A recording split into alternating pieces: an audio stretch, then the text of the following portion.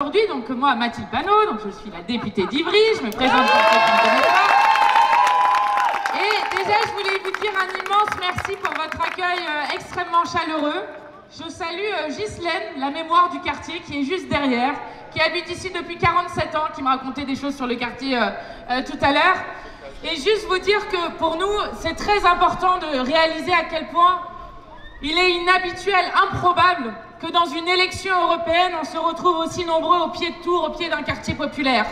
Et pourquoi est-ce qu'on se retrouve aussi nombreux? Parce que tout le monde a conscience ici que ce n'est pas une élection européenne. Évidemment, je suis très fière d'accueillir Manon Aubry, la tête de liste aux élections européennes. Je suis très fière d'accueillir Rima Hassan, Kevin Perssin, qui font des excellents eurodéputés.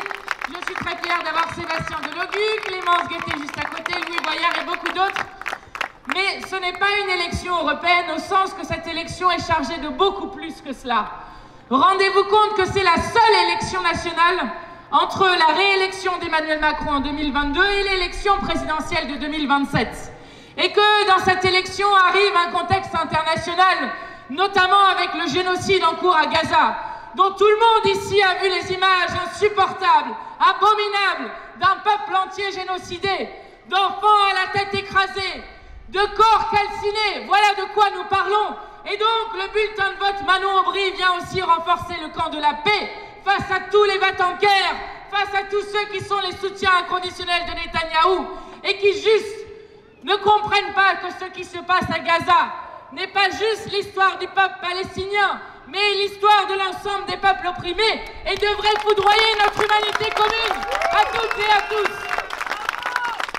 Alors, arrive dans cette élection aussi la question de nos libertés fondamentales.